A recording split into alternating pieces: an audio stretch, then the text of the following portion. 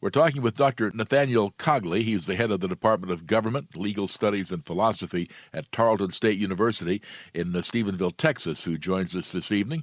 And thank you for being with us. Thanks for having me back, Jim. Appreciate Absolutely. Indeed. Your thoughts over the latest here, if in fact McConnell has rounded up the votes? Well, he says he does, or at least that's the reports coming out. It's such a close vote because Republicans have 53 senators, and we've looked at a number who are very close on this, or have been back and forth. And the audio we just heard mentioned Romney, Collins, Murkowski. Well, there's three right there.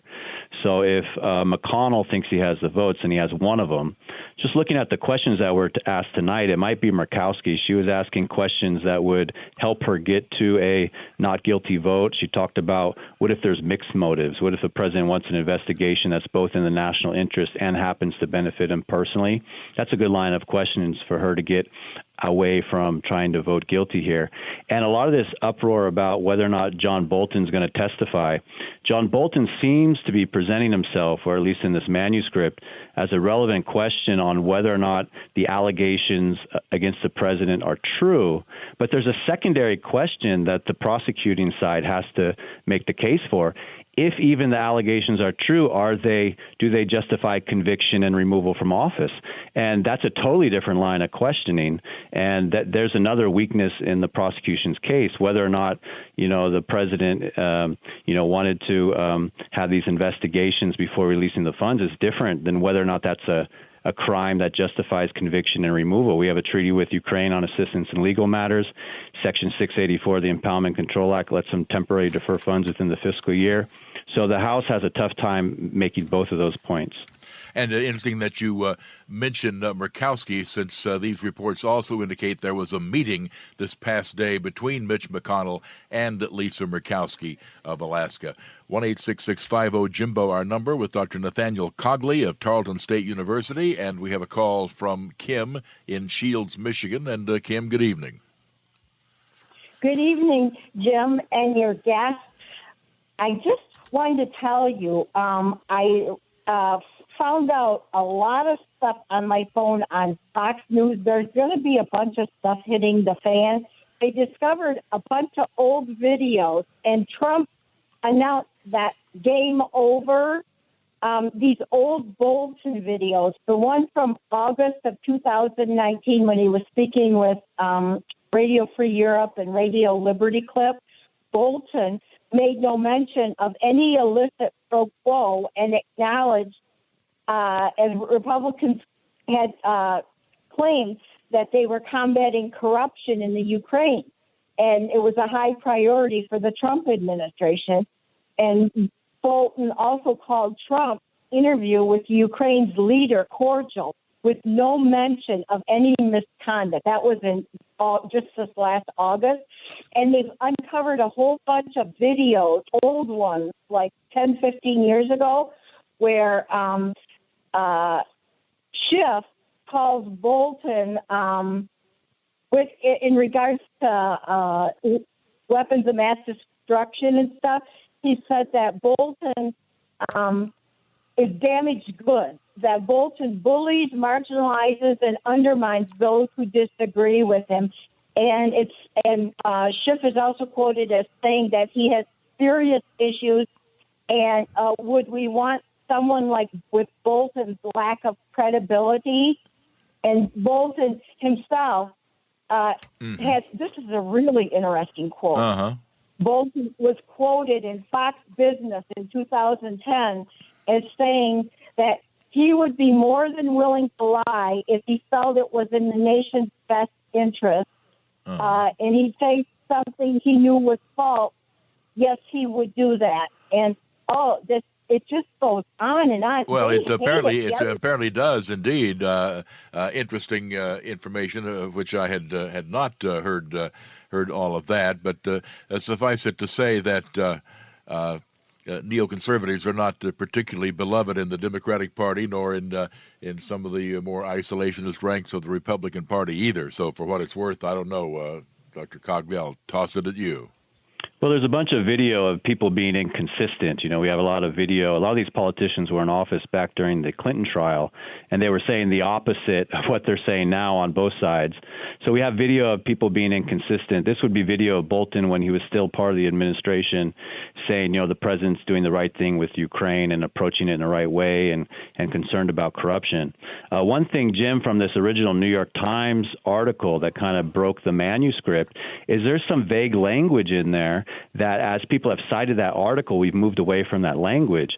So in this New York Times article, it says that Bolton heard an answer from Trump that Trump preferred sending no assistance to Ukraine until officials had turned over all material they had about the Russia investigation. Continue on. So number one, he indicates he may have heard a preference. Well, Trump prefers that we end the filibuster in the Senate. It doesn't mean that that's an actual policy of the Trump administration. And the other key word there is Russia investigation. If you remember from the phone call with Zelensky, there's requests for two investigations. One is the activities of the Bidens with Burisma from 2014 to 2016, but the other is the CrowdStrike server over last election and the claim that Russia interfered in the election and the server that helped them reach that conclusion. That's different. And the other language here talks about a Democrat or political rivals, which could be Hillary Clinton in 2016. And a lot of the articles citing the New York Times automatically assume this is about the Bidens. Yeah, and so in other words, it would be helpful if we knew much more precisely about just what we were talking about here. All right, stay with us. More to come as we look at what could be some rapidly changing developments here. Dr. Nathaniel Cogley, our guest from Tarleton State University in Stephenville, Texas. He is the head of their Department of Government, Legal Studies, and Philosophy. 1-866-50-JIMBO is our number, and we'll be back in a moment.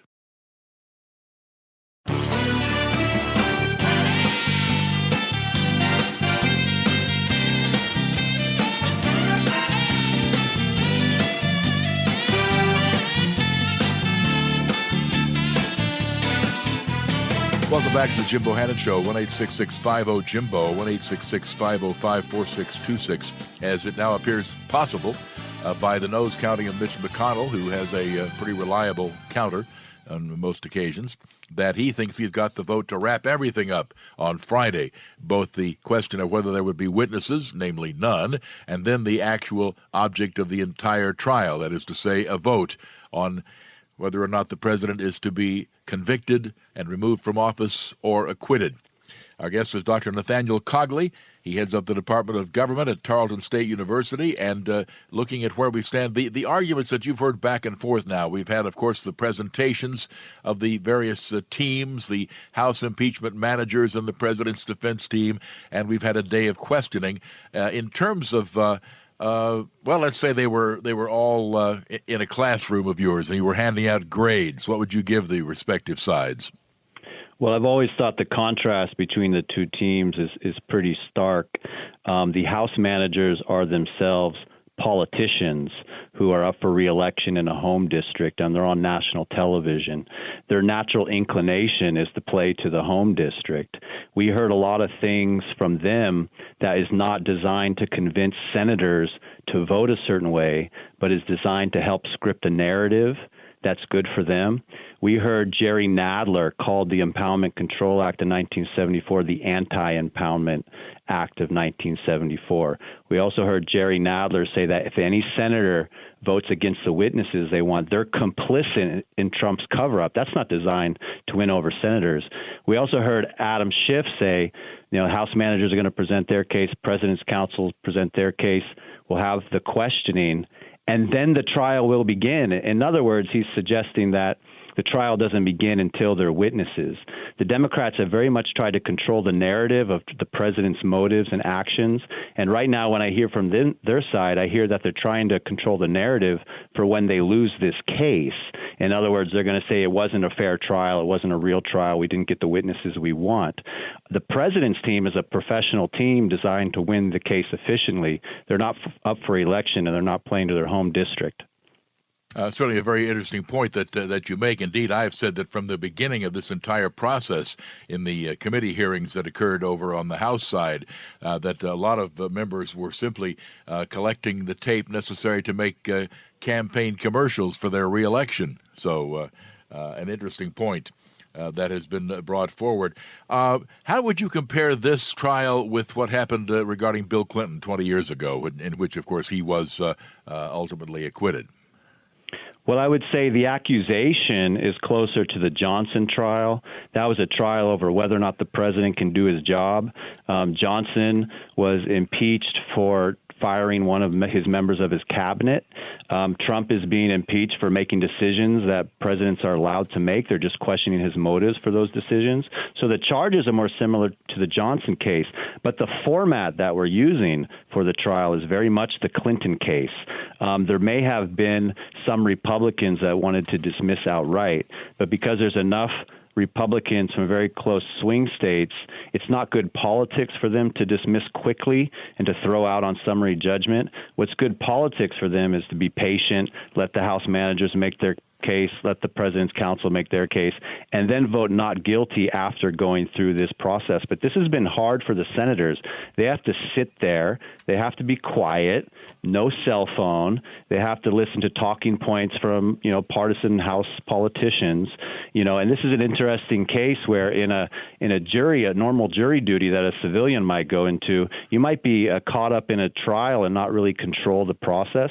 This is a unique case where the jury can actually decide how much time they want to dedicate to this. Yeah, it is pretty remarkable. You also touched on something that I have found amazing from the beginning, and that is the extent to which the Democratic team claims to be able to read Donald Trump's mind. It's like they've mastered Mr. Spock's Vulcan mind meld, and I find that remarkable. And quite frankly, the very depth of arrogance, honestly, that they know that even though the president may have been pursuing the letter of the treaty between the U.S. and Ukraine on cooperating about corruption investigations, that in their heart of hearts they know that the president had nefarious motives.